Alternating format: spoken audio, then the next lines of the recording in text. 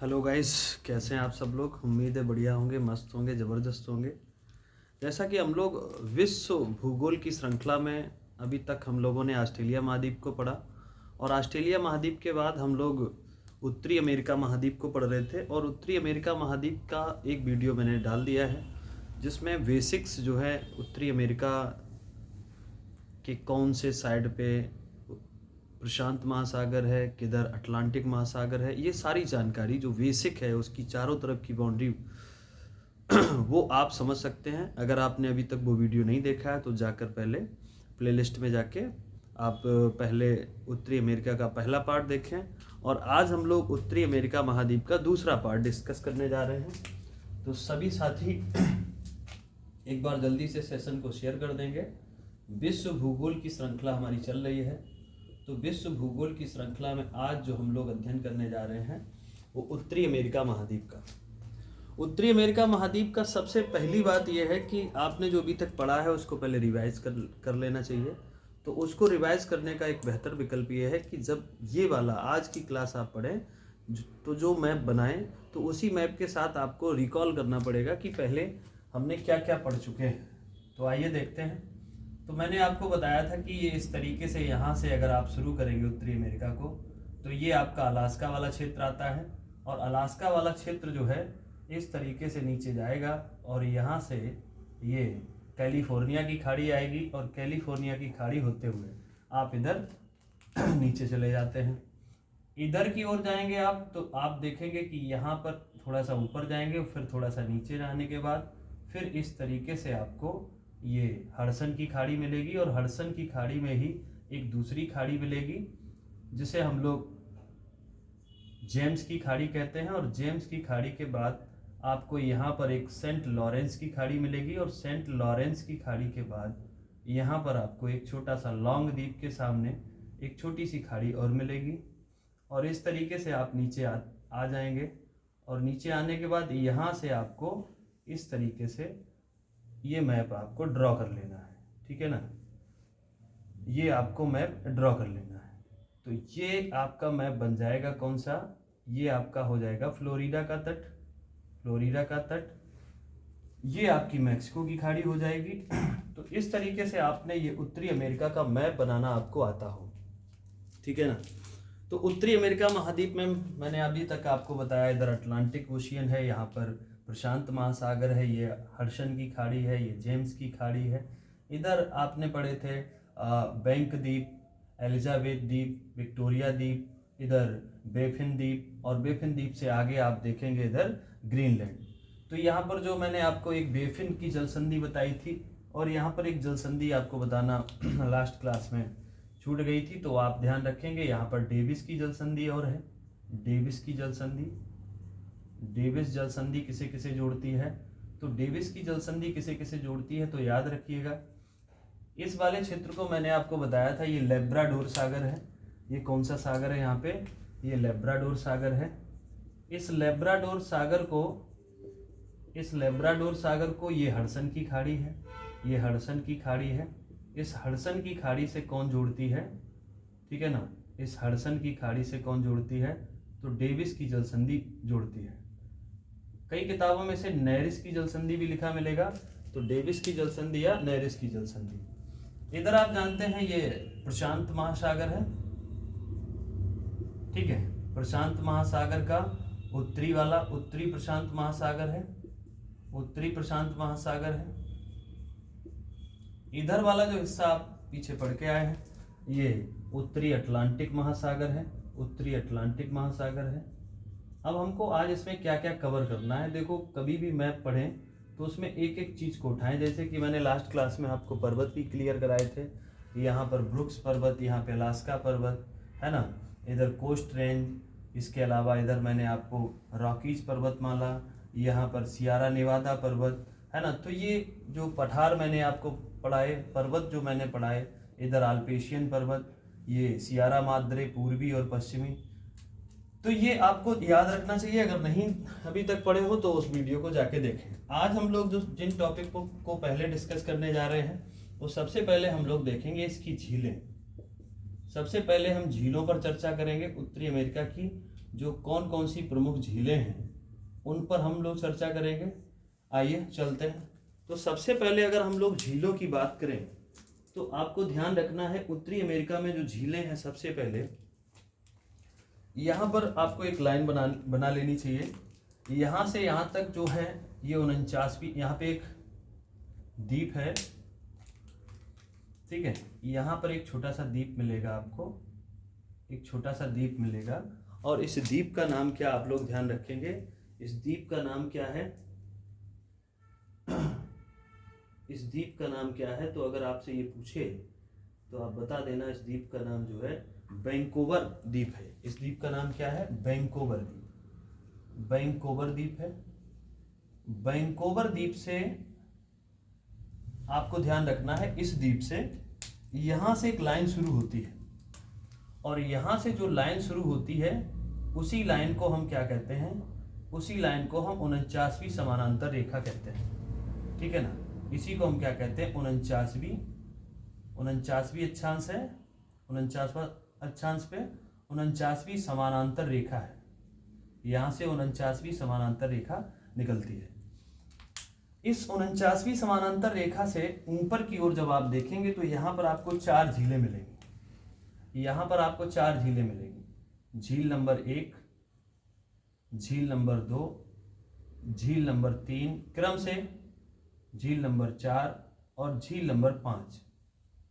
ये मैंने यहाँ पर इस तरीके से झीलें बना दी हैं। आप भी अपने मैप में बना लेंगे और इन झीलों के नाम नोट करेंगे कि ये कौन कौन सी झीलें हैं जो आपके एग्जाम के लिए बहुत ही उपयोगी हैं। आइए चलते हैं। सबसे ऊपर जो आपको झील दिख रही है इसे हम लोग कहते हैं ग्रेट बियर झील। ये जो सबसे ऊपर देख रहे हैं आप, इस झील को कहते हैं ग्रेट बियर झील, ग्रेट बियर झील।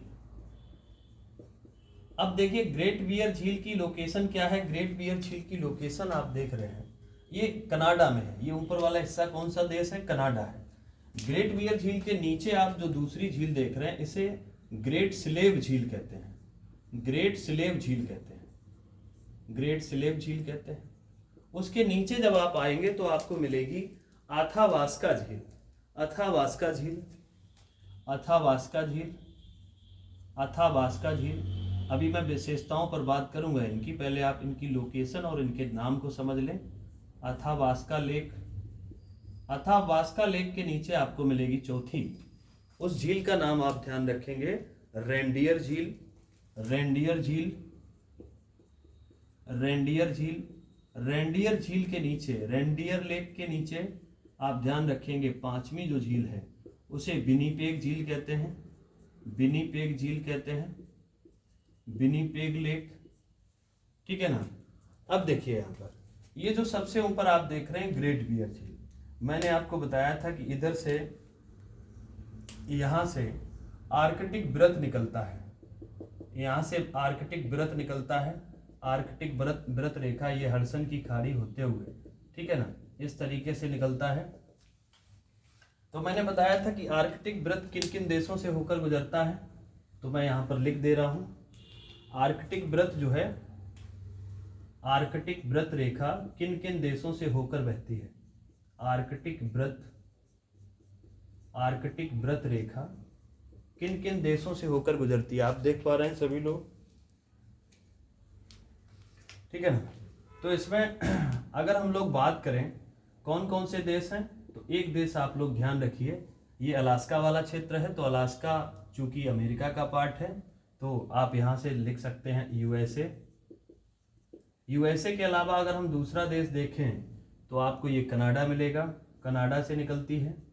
कनाडा के अलावा अगर हम लोग देखें आगे तो आप इधर देखेंगे ग्रीनलैंड से निकलती है, ग्रीनलैंड। अब ग्रीनलैंड चूंकि ग्रीनलैंड पर किसका राजनीतिक अधिकार है, तो ध्यान रखना इस पर राजनीतिक अधिकार डेनमार्क का है, डेनमार्क का है। इसके अलावा अगर हम लोग देखें आगे तो नॉर्वे से होकर जाती है।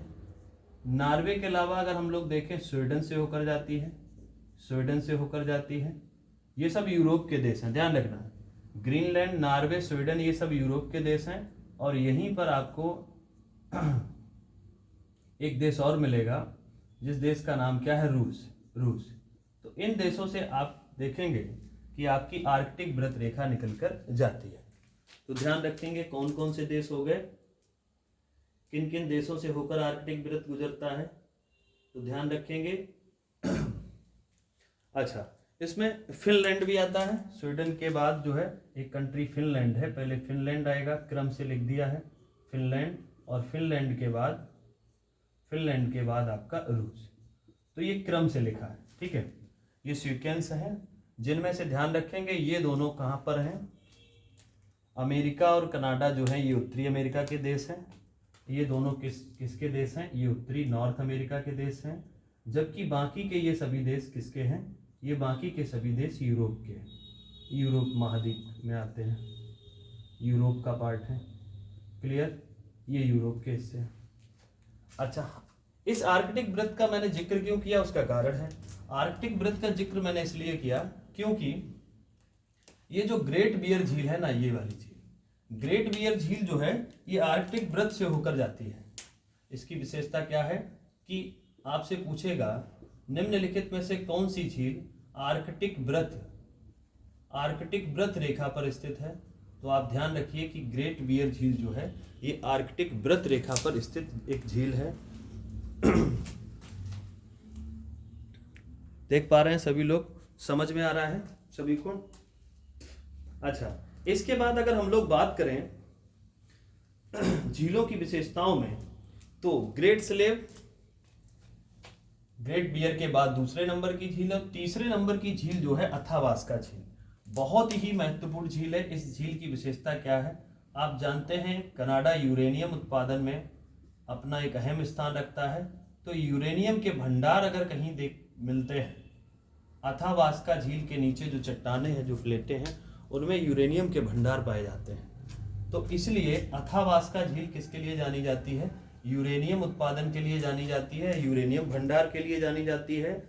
इसके बाद रेनडियर, चौथे नंबर पे जो झील है आपकी ये रेनडियर, और पांचवें नंबर पे जो झील है उसका नाम है विनिपेग। विनिपेग झील की क्या विशेषता है, दरअसल मैंने आपको पीछे पढ़ाया था कि ये इलाका जो है यहाँ पर, ये पूरा क्षेत्र जो है, अब इसमें 49वीं समानांतर रेखा को मिटा दे रहा हूँ, यहाँ पर आपको मैंने बताया था ये पूरा क्षेत्र जो है ना, ये पूरा इलाका प्रेरीज घास के मैदान वाला है। ये पूरा क्षेत्र प्रेरीज घास के मैदान वाला है।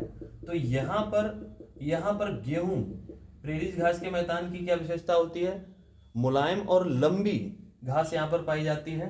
तो ये क्षेत्र जो है गेहूं उत्पादन के लिए बहुत ज़्यादा फेमस है, गेहूं और मक्का उत्पादन के लिए बहुत ज़्यादा जाना जाता है। इसीलिए ये जो विनिपेग झील है ये कौन सी है, मैं यहाँ पर शॉर्ट में भी नाम लिख दे रहा हूँ। ये ग्रेट बियर झील, ग्रेट बियर, ग्रेट स्लेव के बाद अथावास्का के अलावा ध्यान रखना ये रेनडियर झील, और रेनडियर के अलावा आपकी लास्ट कौन सी है, विनिपेग। इन झीलों का मैंने क्रम ऊपर लिख दिया है। विनिपेग झील की विशेषता यह है कि विनिपेग झील जो है ये गेहूं उत्पादन वाला क्षेत्र है, गेहूं उत्पादन वाले क्षेत्र में ये पाई जाती है। इसीलिए विनिपेग एक शहर भी है और इसे विश्व की गेहूं मंडी कहते हैं। इसी झील के तट पर एक शहर है विनिपेग, विनिपेग झील के तट पर एक शहर भी है विनिपेग, और विनिपेग को ही विश्व की गेहूं मंडी कहते हैं। ये मोस्ट इंपॉर्टेंट क्वेश्चन है, इसको नोट करिएगा। विश्व की गेहूं मंडी, विश्व की गेहूं मंडी किसे कहा जाता है, तो विश्व की गेहूं मंडी, ध्यान रखना, विनिपेग शहर को कहा जाता है। क्लियर, अच्छा समझ में आया इधर की सारी झीलें कौन सी, बियर, स्लेव, अथावास्का, रेनडियर और विनिपेग। इसके बाद अगर हम लोग बात करें तो यहाँ से एक नदी भी निकलती है, यहाँ से ग्रेट स्लेव झील से एक नदी निकलती है, यहाँ से जो नदी निकलती है उस नदी का नाम है मैकेंजी रिवर। इसका नाम क्या है, मैकेंजी रिवर, और ये जाकर यहाँ मैकेंजी की खाड़ी में गिरती है। नदी का नाम क्या है, मैकेंजी रिवर। मैं यहाँ पर लिख रहा हूँ मैकेंजी रिवर। ये कहाँ से निकलती, ग्रेट स्लेव से निकलकर, और यहाँ पर मैकेंजी की खाड़ी है। ये कौन सा क्षेत्र है, मैकेंजी की खाड़ी में जाकर ये जल गिराती है, मैकेंजी की खाड़ी में ये जल गिराती है। अगर आपसे पूछे मैकेंजी की खाड़ी कहाँ है, तो यहाँ पर ये कौन सा सागर है, ब्यूफोर्ट सागर। कौन सा सागर है, ब्यूफोर्ट सागर। ब्यूफोर्ट सागर में ये जल गिराती है। और ब्यूफोर्ट सागर किसका पार्ट है, तो आप जानते हैं ये आर्कटिक का हिस्सा है। किसका पार्ट है, आर्कटिक का हिस्सा है। आई होप आपको ये क्लियर हुआ होगा, ठीक है ना। ये किसका पार्ट है, ब्यूफोर्ट सागर का पार्ट है। अच्छा, इसके बाद चलते हैं आगे। इसके बाद अगर हम लोग देखें तो हम चलते हैं अब इधर अमेरिका वाली झीलों की ओर। अमेरिका वाली झीलों की ओर, अमेरिका वाली झीलों में आप लोग ध्यान रखेंगे, यहां पर आपको इस वाले इलाके में आपको ये सबसे बड़ी झील है। थोड़ा सा और बड़ा बना लेते हैं। ये एक सबसे बड़ी झील है, एक उसके बाद ये छोटी सी झील है, उसके बाद ये एक छोटी सी झील है, उसके बाद ये एक छोटी सी झील है। यहां पर एक और झील है, ये इस तरीके से, ठीक है ना, इस तरीके से झील है ये, ठीक है। अब इन झीलों से, ये झीलें जो है इन्हें 5 फिंगर लेक कहते हैं, या ग्रेट लेक्स कहते हैं, या दुनिया की महान झीलें कहते हैं। अच्छा, अब चलते हैं हम लोग 5 फिंगर लेक के बारे में। तो जिन्हें हम लोग 5 फिंगर लेक, 5 फिंगर लेक, या इन्हें हम एक दूसरे नाम से भी जानते हैं, ग्रेट लेक्स के नाम से जानते हैं। ग्रेट लेक्स, दुनिया की महान झीलों के नाम से जानते हैं, ग्रेट लेक्स के नाम से जानते हैं। या इन्हें हम एक और नाम से जानते हैं जिन्हें हम महान झीलें कह देते हैं। आपसे पूछा जाएगा महान झीलें कहाँ पर है, बहुत महत्वपूर्ण पॉइंट है, आप लोग ध्यान रखेंगे कि 5 फिंगर लेक जो है, ग्रेट लेक्स, इनमें कौन कौन सी झीलें आती हैं। तो वहां पर मैंने लिख दिया है, यहां पर मैं पहले सीक्वेंस लिख दे रहा हूं, क्रम लिख दे रहा हूं। तो अगर हम लोग यहां पर एक फिगर भी बना लेता हूं, चलिए फिगर भी बना लेता हूं। एक ये है आपकी, ये झील है आपकी, इस झील का नाम है सुपीरियर झील। इस झील का नाम क्या है, सुपीरियर झील। इस झील का नाम है सुपीरियर। और इसी के बगल में यहां पर एक आपको दूसरी झील मिलेगी, इसका नाम है ह्यूरॉन। थोड़ा सा बड़ा बना लेता हूं ताकि, ठीक है, ये ह्यूरॉन है, ये ह्यूरॉन झील है, ह्यूरॉन झील है। ह्यूरॉन के बगल में आपको जो मिलेगी, यहां पर जो आपको एक दूसरी मिलेगी, इस झील का नाम है ओंटारियो। ओंटारियो, ओंटारियो, आपको नाम ना दिखे मैं उधर लिख दूंगा बड़ा। ओंटारियो के बगल में आपको मिलेगी इरी। इरी, यहां पर आपको मिलेगा, ये एक झील और मिलेगी, इस झील का नाम है विनिपेग झील। इस झील का नाम क्या है, विनिपेग झील, सॉरी मिशिगन झील, मिशिगन। ये झील कौन सी है, इस झील का नाम है मिशिगन, मिशिगन झील, मिशिगन झील है, मिशिगन झील है। ये कौन सी झील है, मिशिगन, ठीक है ना। अच्छा, तो अब इनको हम क्रम से लिख सकते हैं, हम इनको क्रम से लिख सकते हैं। इनका क्रम 2 प्रकार से पूछा जाता है। एक पूछा जाता है क्षेत्रफल के आधार पर। क्षेत्रफल के आधार पर जब पूछा जाता है तब आपका अलग उत्तर बनेगा। तो सबसे बड़ी जो झील है क्षेत्रफल के आकार में, उस झील का नाम है सुपीरियर झील, सुपीरियर झील। और सुपीरियर झील के बाद दूसरी जो बड़ी झील है उसको हम कहते हैं ह्यूरॉन झील, ह्यूरॉन झील।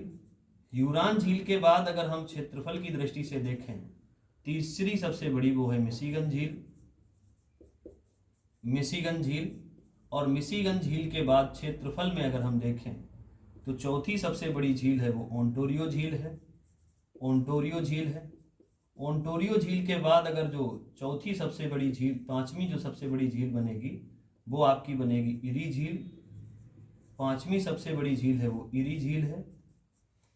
इनका क्षेत्रफल जो है ऊपर की ओर जाने पर, यहाँ से जैसे जैसे आप ऊपर जाएंगे क्षेत्रफल क्या होगा, एरिया जो क्या होगा, क्षेत्रफल जो होगा वो बढ़ता जाएगा। क्या होगा, क्षेत्रफल इंक्रीज करेगा, ठीक है ना।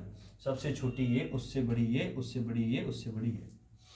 अच्छा, इसके बाद ये सारी झीलें एक दूसरे से कनेक्ट हैं, यहां से लेकर यहां तक ये सारी झीलें कनेक्ट हैं। तो देखिए, आइए कनेक्ट करते हैं। अब अगर इनमें ये सवाल इस तरीके से पूछा जाए कि पूरब से पश्चिम की ओर झीलों का सीक्वेंस लगाना है, तो अगर सवाल इस तरीके से पूछा जाए कि पूरब से पश्चिम की ओर झीलों का क्रम लगाओ, पूरब से पश्चिम की ओर, तो इधर आपकी डायरेक्शन होगी पूरब, इधर होगी पश्चिम, इधर होगी पश्चिम। तो इस आधार पर जब आप देखेंगे तो झीलों का जो क्रम निकल के आएगा वो इस तरीके से निकल के आएगा। सबसे इधर आपकी मिलेगी इरी, इरी के बाद फिर आपको मिलेगी ओंटारियो, ओंटारियो के बाद मिलेगी आपको ह्यूरॉन, ह्यूरॉन के बाद मिलेगी मिशिगन, और मिशिगन के बाद मिलेगी सुपीरियर। तो ये वाला क्रम आप लोग ध्यान रखेंगे। इन झीलों का पूरब से पश्चिम की ओर क्रम क्या है। पश्चिम से पूरब पूछा जाए तो सुपीरियर से शुरू करना है और इरी तक जाना है। पूरब से शुरू करना है तो इरी, ओंटारियो, ह्यूरॉन, मिशिगन और सुपीरियर तक जाना है। ये तो रही झीलों की लोकेशन और उनके क्षेत्रफल की बात। अब सवाल यहाँ से जो पूछा जाता है, ये झीलें दरअसल जिस इलाके में है वो इलाका बहुत ही समृद्धशाली अमेरिका का इलाका है। ये जो क्षेत्र है यहाँ पर लौह अयस्क बहुत बड़ी मात्रा में है, चाहे वह सुपीरियर वाला इलाका हो चाहे मिशिगन वाला इलाका हो। इस इलाके में लौह अयस्क बहुत ज्यादा है। जैसे यहाँ विनिपेग जो था, विनिपेग झील वाला क्षेत्र भी लौह अयस्क वाला था, इसीलिए यहाँ पर विश्व की गेहूं मंडी भी है, ठीक है ना। अब ये वाला क्षेत्र जो है ये इलाका लौह अयस्क वाला है, यहाँ पर लौह अयस्क भी है और साथ में ये पेंसिल्वानिया क्षेत्र है अमेरिका का। पेंसिल्वानिया क्षेत्र अमेरिका का ये कोयला उत्पादन के लिए जाना जाता है। मैं यहाँ पर लिख दे रहा हूं पेंसिल्वानिया क्षेत्र, पेंसिल्वानिया क्षेत्र। तो पेंसिल्वानिया क्षेत्र ये कहां पर है, तो यूनाइटेड स्टेट ऑफ अमेरिका में है। और ये किसके लिए जाना जाता है, कोयला उत्पादन के लिए जाना जाता है। कोयला उत्पादन के लिए पूरी दुनिया में विश्वविख्यात है। कौन सा क्षेत्र, पेंसिल्वानिया क्षेत्र, मोस्ट इंपॉर्टेंट है, इसको आप नोट करेंगे। अब पेंसिल्वानिया क्षेत्र है कहां पर, ये है, ये वाला इलाका जो है ये सब पेंसिल्वानिया क्षेत्र है। तो यहां पर लोहा भी ज्यादा है और कोयला भी ज्यादा है। तो जहां पर भी लोहा और कोयला ज्यादा होता है वहां पर स्वाभाविक सी बात यह है कि इंडस्ट्रियां, औद्योगिक इकाइयां सबसे ज्यादा लगती हैं। जैसे आप जानते हैं कि हमारे इंडिया के परिप्रेक्ष्य में जब हम लोग पढ़ते हैं तो छोटा नागपुर के पठार में सबसे ज़्यादा कोयला वाला क्षेत्र है, गोंडवाना क्रम की चट्टानें उधर पाई जाती हैं। इसीलिए आप देखते हैं कि पूरे झारखंड जो कि जिसे कोयला स्टेट कहते हैं, वहाँ पर सबसे ज़्यादा औद्योगिक इकाइयाँ लगी हुई हैं। चाहे वह जमशेदपुर हो, चाहे जितने भी आप देखते हैं, पूरा स्वर्ण रेखा नदी के पानी को कैसा कर दिया है औद्योगिक इकाइयों ने, पूरा का पूरा जैविक मरुस्थल बना दिया है नदी को। तो इतनी ज़्यादा कंपनियां जो लगती हैं वो अधिकांशतः कहाँ पर ज़्यादा लगती हैं, जहाँ पर कोयला भी आसानी से उपलब्ध हो जाए और साथ में और यानी अयस्क, तो लौह अयस्क भी यहाँ पर बहुत आसानी से मिल जाते हैं। इसीलिए आप देखेंगे इन झीलों के किनारे बहुत बड़ी बड़ी औद्योगिक इकाइयाँ हैं, बड़े बड़े शहर हैं, उनके नाम मैं आगे डिस्कस करूँगा। फिलहाल आपने ये बना लिया है, तो अब हम लोग औद्योगिक इकाइयों पर चर्चा करने वाले हैं। तो समझ चुके होंगे पेंसिल्वानिया क्षेत्र किसके लिए जाना जाता है। अच्छा, उसको पढ़ने से पहले कुछ झीलें और बची हुई हैं, उनको और हम लोग कवर कर लेते हैं। जैसे एक झील आपको इधर मिलेगी, यहाँ पर इस वाले इलाके में यहाँ पर एक झील मिलेगी आपको, उस झील का नाम है साल्ट लेक। तो ये अमेरिका की झील होगी, ठीक है, अमेरिका की। ये 5 फिंगर लेक से अलग है, ठीक है, ये 5 फिंगर लेक से अलग है। इस झील का नाम है salt lake. Salt lake, salt lake झील की विशेषता ये है कि ये अमेरिका की सबसे ज्यादा लवणता वाली झील है। कैसी झील है ये, सबसे ज्यादा लवणता वाली झील है। और इस झील में 220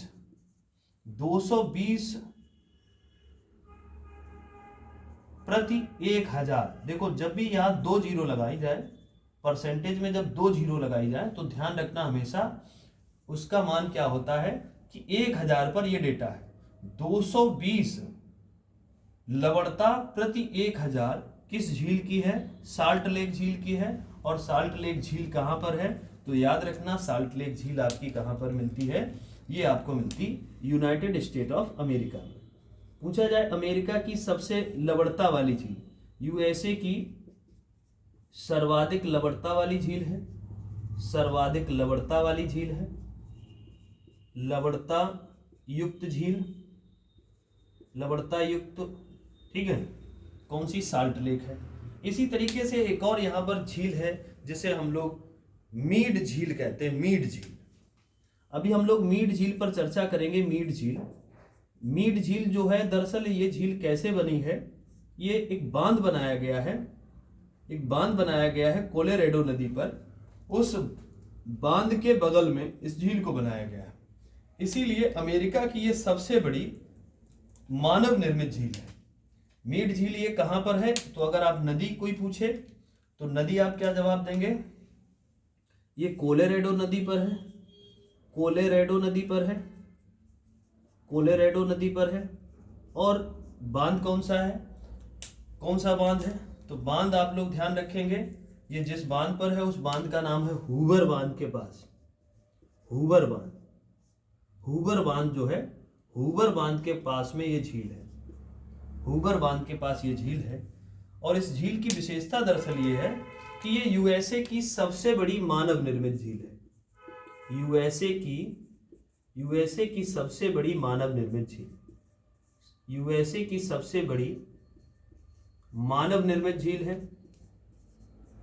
मानव निर्मित झील है, मानव निर्मित झील है। एक बार मैं देख लूं यहां तक दिखाई पड़ रहा है आपको कैमरे में? दिख रहा है, चलो ठीक है ना। तो एक बार ध्यान दीजिए सभी लोग। ग्रेट बियर झील, ग्रेट स्लेव झील, अथावास्का झील, रेंडियर झील, विनीपेग झील, ये सब कहाँ है? कनाडा में है। इसके बाद इन झीलों की विशेषता क्या है कि ग्रेट बियर झील आर्कटिक वृत्त पर है, अथावास्का झील यूरेनियम भंडार के लिए जानी जाती है, जबकि विनीपेग झील जो है ये विश्व की गेहूं मंडी है। इसके बाद 5 फिंगर लेक या हम कहते हैं ग्रेट लेक्स या महान झीलें, इनमें सुपीरियर, ह्यूरॉन, मिशिगन, ओंटारियो और इरी आती है। इसी के तहत ध्यान रखेंगे इनका क्षेत्रफल इसी बढ़ते हुए क्रम में है, नीचे से ऊपर की ओर और ऊपर से नीचे घटते क्रम में। अगर इनकी लोकेशन के हिसाब से देखेंगे, सबसे पूर्व में इरी, उसके बाद ओंटारियो, उसके बाद ह्यूरॉन और इधर आपकी मिशिगन और इधर, ठीक है। तो ये आपको ध्यान रखना है। चलिए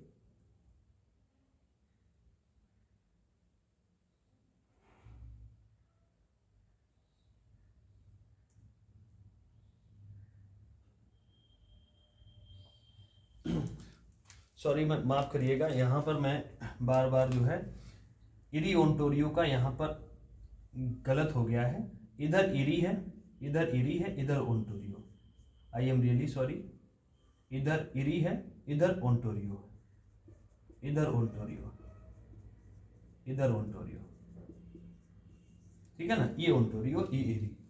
तो यहाँ पर भाई सीक्वेंस चेंज हो जाएगा, ई और ओ का जो है ये सीक्वेंस चेंज हो जाएगा। सबसे लास्ट में ओंटारियो, इधर इरी, ये ह्यूरॉन और मिशिगन और सुपीरियर। अब ठीक है, ठीक है ना। अच्छा, इसके बाद साल्ट लेक झील जो अमेरिका की सबसे ज्यादा लवणता वाली झील है। मीड झील ये अमेरिका की सबसे बड़ी मानव निर्मित झील है जो कोलोराडो नदी पर हूवर बांध के पास बनाई गई। अच्छा, तो देखो ये यहीं पर हम लोग देख लेते हैं। अब नदियों को देख लेते हैं। अब हम किसको देख लेते हैं? नदियों को देख लेते हैं। तो एक नदी आपने देख ली, मैकेंजी नदी, ठीक है, मैकेंजी नदी देख ली आपने। अब हम आपको लिए चलते हैं नेल्सन नदी की ओर, नेल्सन नदी की ओर लिए चलते हैं। नेल्सन नदी कहाँ से निकलती है? विनीपेग झील के पास से निकलती है, यहाँ से निकलती है। और विनीपेग झील के पास से निकलती है ये खाड़ी, क्योंकि इसको थोड़ा और बड़ा बना सकते हो आप लोग, अगर बनाना चाहो तो इसको थोड़ा और बड़ा बना सकते हो। यहाँ से इस तरीके से ये हडसन की खाड़ी यहाँ से निकलती है, जो झील नदी निकलती है ये हडसन की खाड़ी में गिरती है। ये मैकेंजी रिवर हो गई, ये नेल्सन नदी हो गई। ये कौन सी हो गई? नेल्सन नदी हो गई, नेल्सन नदी हो गई, ठीक है, नेल्सन रिवर हो गई। अब अगर हम यहीं पर देखें कोलोराडो नदी के बारे में, तो कोलोराडो नदी जो है ये आपकी कहां से निकलती? कोलोराडो के पठार से निकलकर यहाँ, ये कोलोराडो का पठार यहाँ पर पढ़ाए थे, कोलोराडो के पठार से निकलकर ये कैलिफोर्निया की खाड़ी में गिरती है। कहाँ गिरती है? इधर रॉकीज के मुहाने से, यहाँ पर पठार बताए थे कोलोराडो पठार, तो यहाँ पर एक बांध बनाया गया। इस नदी का नाम ध्यान रखिएगा, इस नदी का नाम है कोलोराडो नदी। कोलोराडो नदी, इस कोलोराडो नदी पर एक बांध बनाया गया और इसी बांध का नाम क्या है? हूवर बांध। इसी बांध का नाम क्या है? हूवर बांध, ठीक है ना। ये हूवर बांध है, ये हूवर बांध है, और इसी हूवर बांध के पास, इसी हूवर बांध के पास यहाँ पर बांध से पहले ही बनाई जाती झील, तो ये जो झील है, इसी झील को हम लोग क्या कहते हैं? इसी झील को हम मीड झील, मीड झील कहते हैं, मीड झील, ठीक है ना। मीड झील की विशेषता क्या बताए थे? मीड झील की विशेषता क्या है कि ये अमेरिका की सबसे बड़ी मानव निर्मित या कृत्रिम झील है। क्लियर? अच्छा, अब देखिए इन झीलों के तट पर कुछ प्रमुख शहर हैं, उनको जरा हम लोग डिस्कस कर लेते हैं। आइए चलते हैं।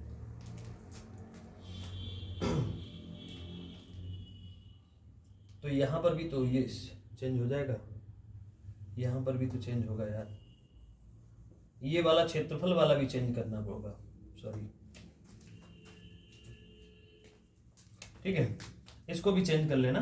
तो इधर हो जाएगी आपकी पहले इरी, फिर हो जाएगी आपकी ओंटारियो, ओंटारियो, ठीक है ना, ये चेंज कर लीजिए। अच्छा, अब चलते हैं आगे, अब चलते हैं आगे।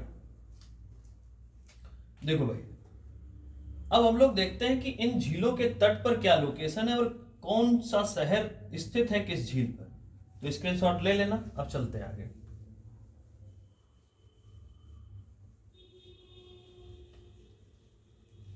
हाँ, एक चीज और याद रखिएगा, ये जो कनाडा की झीलें हैं, ये कनाडा की झीलों में वर्ष भर पानी नहीं रहता है। क्यों?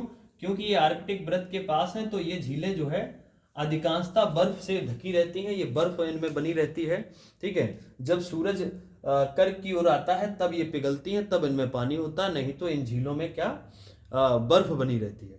आर्कटिक वृत्त के पास होने के कारण इन झीलों में बर्फ रहती है, कुछ महीने इन झीलों में पानी रहता है। ये बात भी आप लोग ध्यान रखेंगे, वहीं पर नोट कर लेना। अच्छा, अब देखो, हमने ग्रेट लेक्स पढ़ी हैं, जो हमने महान झीलें पढ़ी हैं, उन महान झीलों के बारे में कुछ विशेषताएं पढ़ते हैं। जैसे महान झीलें, या हम कहते हैं 5 फिंगर लेक, ठीक है, या हम इन्हें क्या कह सकते हैं? Great lakes. सबसे पहली बात आपको ये ध्यान रखनी पड़ेगी कि मैंने आपको एक झील बताई थी, ये एक झील है सुपीरियर, ये है सुपीरियर, ये सुपीरियर। सुपीरियर झील की क्या क्या विशेषताएं आपको ध्यान रखनी है।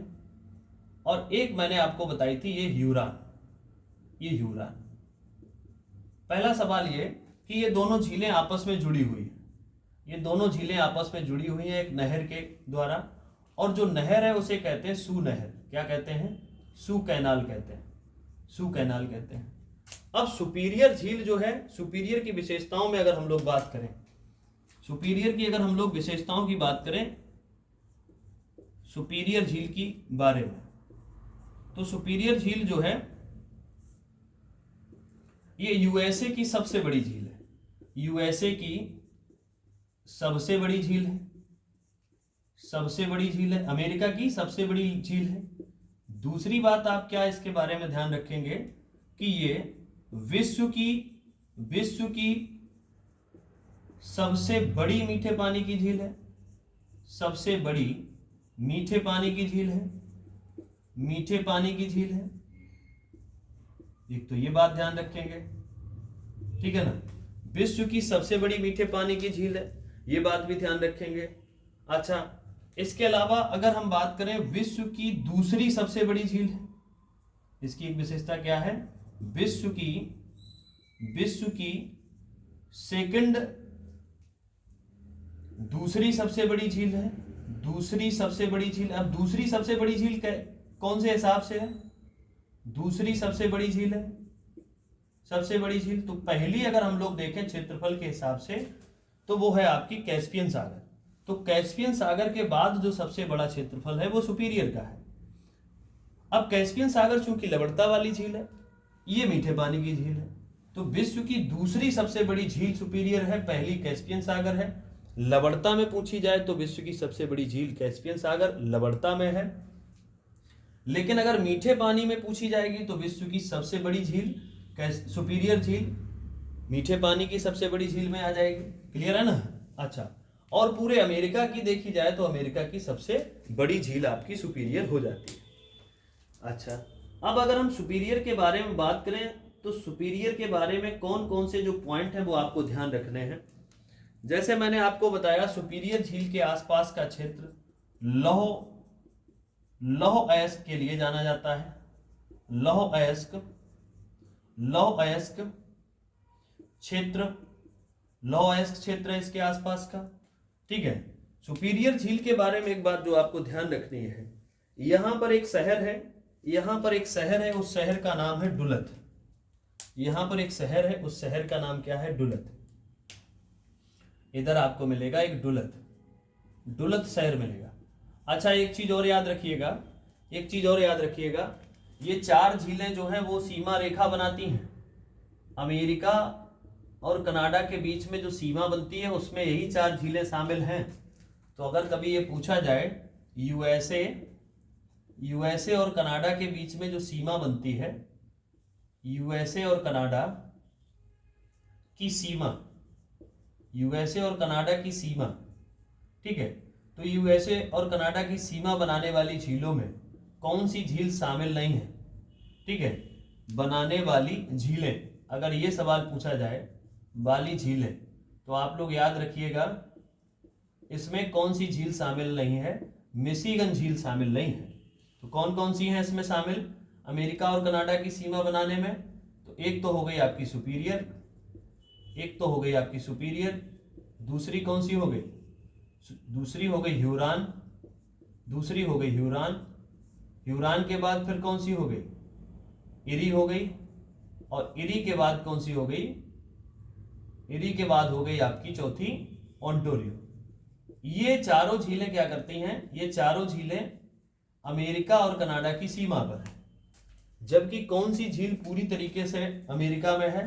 तो पूरी की पूरी झील जो है मिशिगन झील पूरी तरीके से ये अमेरिका वाली टेरिटरी में है, अमेरिका वाले क्षेत्र में है। तो हमेशा याद रखिए इस बात को। अच्छा, सुपीरियर के तट पर एक डुलत शहर है। डुलत एक्चुअल में ये शहर तो है बहुत बड़ा, और इस शहर में एक बंदरगाह भी है। तो डुलत शहर की अगर हम लोग यहाँ पर चर्चा करें तो डुलत शहर जो है, अब हम डुलत की विशेषताओं पर यहाँ पर गौर कर रहे हैं। डुलत की विशेषताओं की ये बात है, डुलत शहर है और ये शहर कहाँ का है? यूएसए का शहर है, यूनाइटेड स्टेट ऑफ अमेरिका का शहर है। डुलत शहर की विशेषताओं में क्या लिखोगे? सबसे पहले लिखोगे डुलत के बारे में कि डुलत जो है ये एक पोर्ट शहर है, बंदरगाह शहर है। पोर्ट यानी कि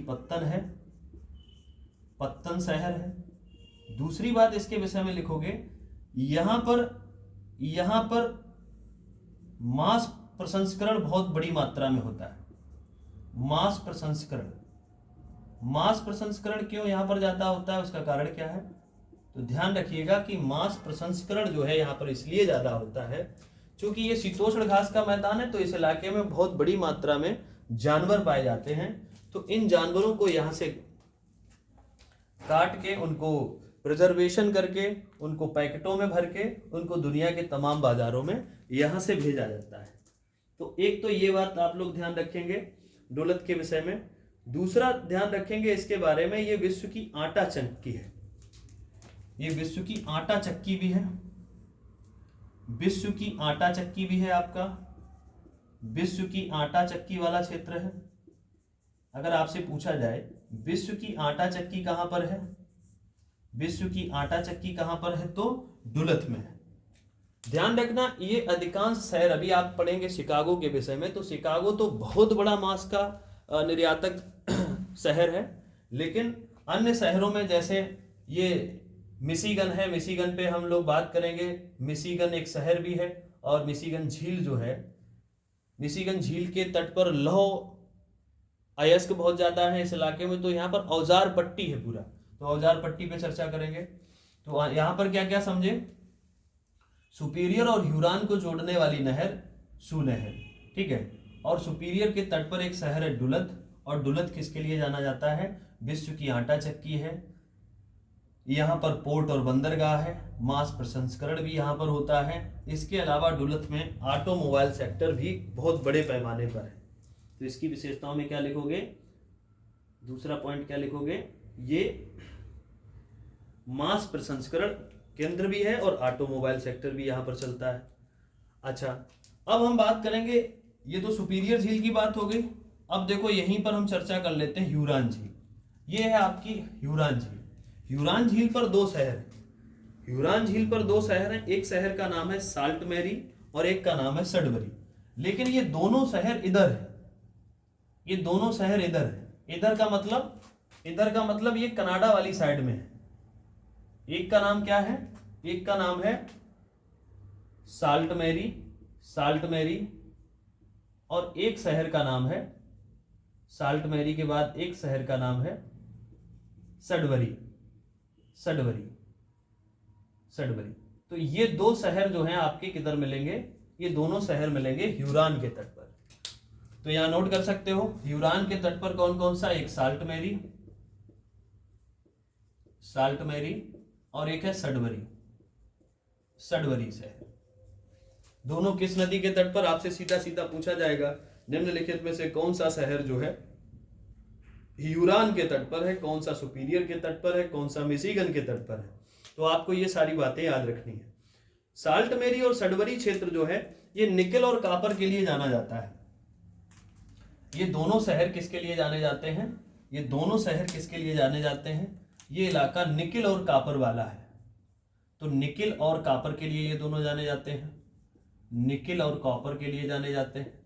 आप लोग याद रखेंगे, निकेल और कापर के लिए जाने जाते हैं। इसके बाद अगर हम लोग बात करें मिशिगन झील के बारे में, तो यहां तक आपने नोट कर लिया होगा। अब चलते हैं आगे मिशिगन झील की ओर। तो मिशिगन झील की जब हम लोग बात करेंगे,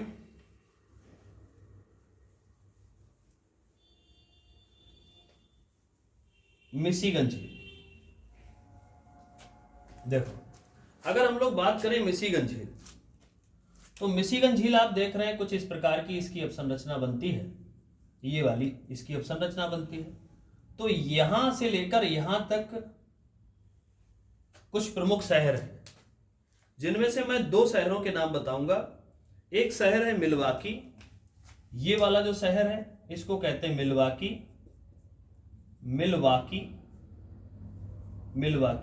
और नीचे जो शहर है ये शिकागो, नीचे शहर जो है ये शिकागो। ये हम कौन सी झील की बात कर रहे हैं, ये हम बात कर रहे हैं मिशिगन झील की। ये हम किस झील की बात कर रहे हैं, ये हम मिशिगन झील की बात कर रहे हैं। तो मिशिगन झील पर दो शहर जो आपको ध्यान रखने हैं, एक शिकागो और मिलवाकी। ये बड़े शहर हैं, हालांकि हैं तो बहुत सारे छोटे छोटे शहर। अब यहां से लेकर यहां तक ये वाला पूरा क्षेत्र, ये वाला पूरा इलाका जो है, ठीक है ना, ये वाला यहां से लेकर यहां तक पूरा तट, मिशिगन का पूरा तट।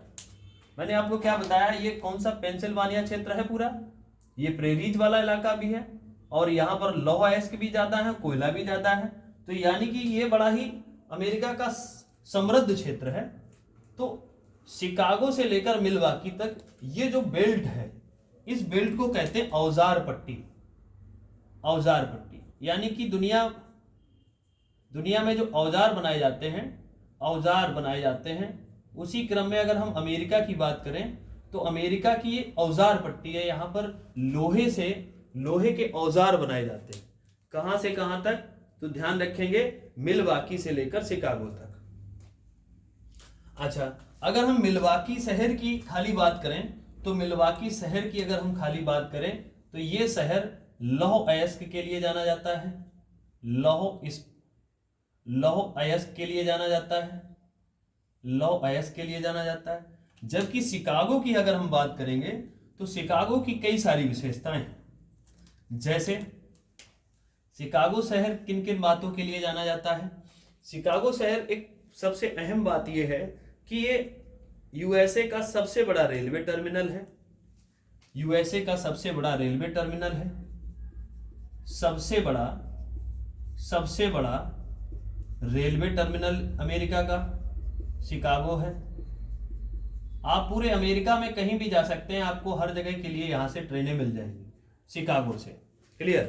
तो शिकागो से अगर आपको किसी भी शहर में जाना हो तो लगभग हर जगह आपको शिकागो से पहुंचने का एक रेलवे टर्मिनल भी है। यहां पर बहुत ज्यादा कारखाने हैं, औद्योगिक इकाइयां बहुत ज्यादा हैं, औद्योगिक कारखाने बहुत हैं। औद्योगिक कारखाने यहाँ पर औद्योगिक कारखानों की बहुलता है, इस इलाके में बहुलता है। अच्छा, ये मांस प्रसंस्करण के लिए बहुत ज्यादा फेमस है। मांस प्रसंस्करण के लिए ये इलाका जो है बहुत ज्यादा फेमस है। ठीक है, जो मीट प्रिजर्वेशन होता है, मांस प्रसंस्करण। और ध्यान रखना, मांस का ये लोग क्या करते हैं, निर्यात करते हैं, पूरी दुनिया में भेजा जाता है। यहां से शिकागो से जो है मांस पूरी दुनिया में भेजा जाता है। मैंने आपको बताया इस वाले इलाके में कौन से घास के मैदान है? प्रेरीज घास के मैदान है। और प्रेरीज घास के मैदान कैसे होते हैं? ये शीतोष्ण कटिबंधीय घास के मैदान होते हैं, प्रेरी। तो प्रेरी यूएसए और कनाडा दोनों में है। यूएसए और कनाडा दोनों में इसका विस्तार है। ठीक है ना? तो प्रेरी की विशेषता यह है कि यहां पर जो अमेरिका की पॉपुलेशन, आप जानते ही हैं पॉपुलेशन अमेरिका की कम है। अमेरिका की जब पॉपुलेशन कम है, क्षेत्रफल बहुत ज्यादा है। अगर हम भारत से तुलना करें तो भारत से लगभग 4 गुना ज्यादा क्षेत्रफल है। और अमेरिका की जो पॉपुलेशन है वो अमेरिका से 4 गुना कम है। अमेरिका की पॉपुलेशन लगभग जो है भाई 40 करोड़ के आसपास होगी, हमारी 140 पहुंच गई है ना?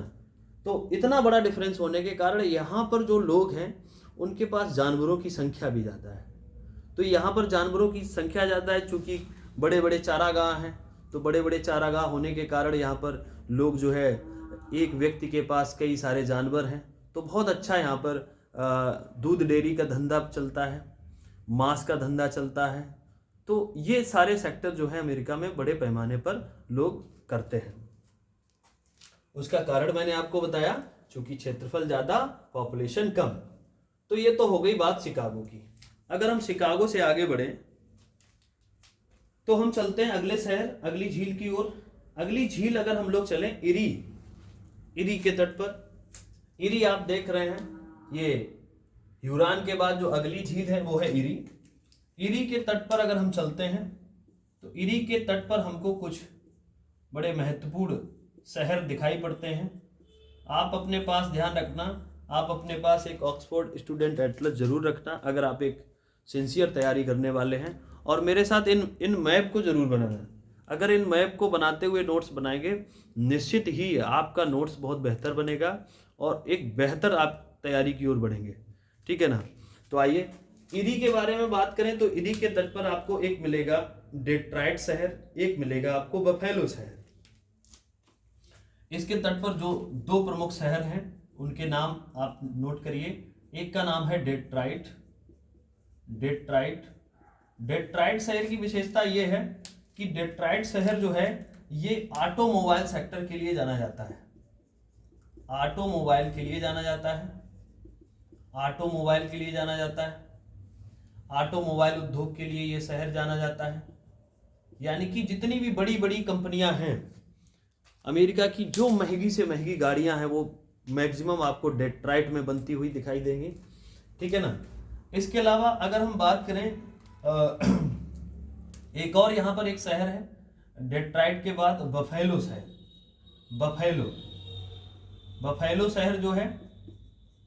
बफेलो शहर जो है ये क्यों जाना जाता है? नाम से ही आपको समझ में आ रहा होगा, बफेलो मतलब भैंस। तो ये शहर जो है मांस प्रसंस्करण के लिए जाना जाता है। मांस प्रसंस्करण के लिए जाना जाता है। ठीक है ना? मांस प्रसंस्करण के लिए जाना जाता है। मांस प्रसंस्करण के लिए जाना जाता है। अच्छा, इसके बाद एक झील आपकी और बचती है, वो कौन सी है? ओंटारियो। चलिए ओंटारियो पर चलते हैं। ओंटारियो की अगर हम लोग बात करें तो ओंटारियो के तट पर इरी और ओंटारियो को पढ़ते समय आपको एक बात ये ध्यान रखनी है कि ये आपकी इरी झील है, ये इरी झील है, और इरी झील के बगल में आपकी ये ओंटारियो झील है।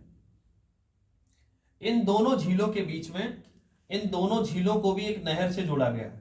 जैसे मैंने आपको बताया था सुपीरियर और ह्यूरॉन को जोड़ा गया सू नहर से, इसी तरीके से इरी और ओंटारियो को जोड़ा गया है, इरी और ओंटारियो को जोड़ा गया है, याद रखना, वेलैंड नहर से। कौन सी नहर से? वेलैंड नहर से जोड़ा गया है, वेलैंड नहर से जोड़ा गया है।